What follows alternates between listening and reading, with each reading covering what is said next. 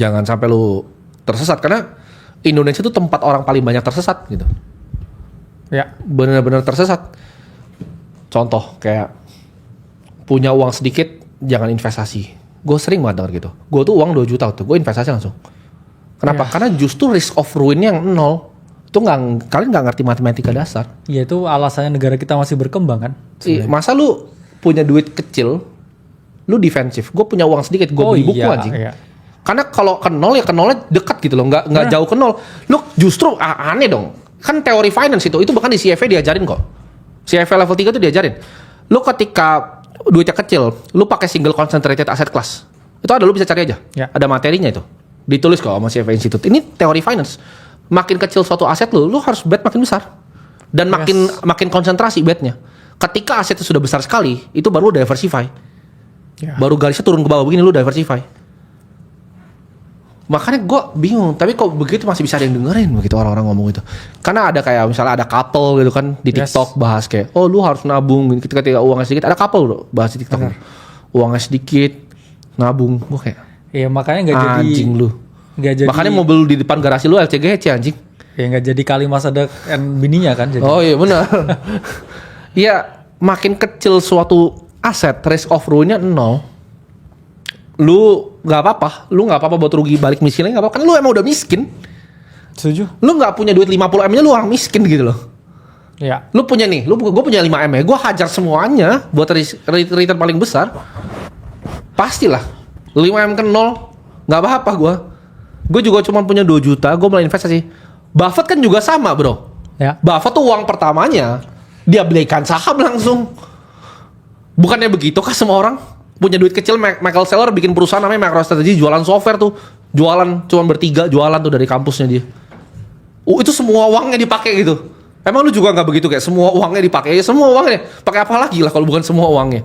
Kenapa ada dana yang disimpan gitu loh? Iya. Lu mau ngapain? Mau coli pakai dana lu itu? Pakai 5 juta disimpan ya itu. Ya dipakai investasi ilmu, dipakai beli buku, dipakai networking, dipakai terus.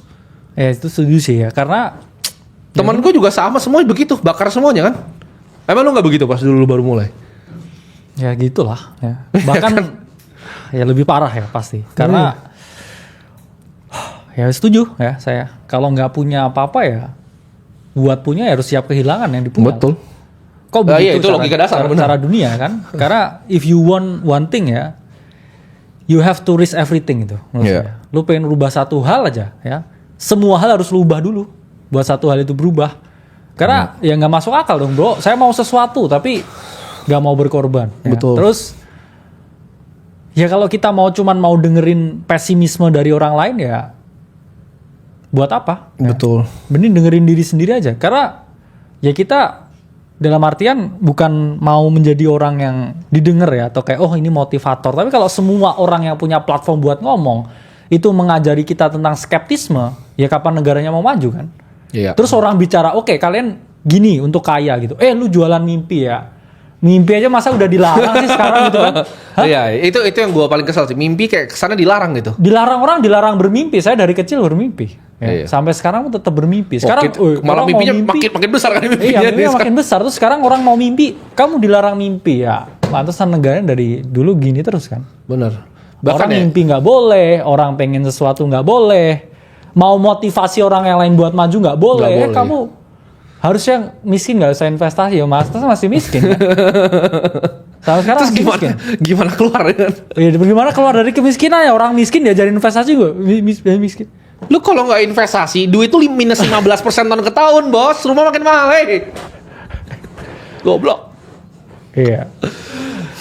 Aduh. Itu sih kadang. Ya memang ya semua Kasian dari risikonya. ya. Usaha juga ada risikonya ya. Dikira semua orang kayak jual tempura all you can eat begitu terus semua penjual tempura jadi kaya ya enggak. Iya. Market itu selalu begitu ya. Ada satu yang menang, ada semuanya kalah pasti. Jualan kelas. Iya benar. Pertanyaannya simpel nih, oke. Lu jualan kelas jadi kaya, itu kan statementnya. Kenapa lu masih miskin? Kenapa bapak lu masih miskin? Mak lu masih miskin? Anak lu masih miskin? Ya jawab gua. Iya. Jualan kelas dong. Benar. Kok nggak punya akses gitu kan? Oh dia jualan lu dah. Bapak lu jual diri juga kagak laku, yakin gua. Lu juga jual diri nggak laku, nggak usah lu dah lu. Diri lu aja nggak laku. Ini emang CEO-nya ini emang jualannya apa? Nah ini minta dong tisunya, tisu. Nah lu udah bro, ayo bro. Nah, jual bro. Iya bro. Sini, gue juga mau. Ya kan. Ini ya. Nah ini bro. Nih, nih jual udah gue nih. Mau beli? Nah.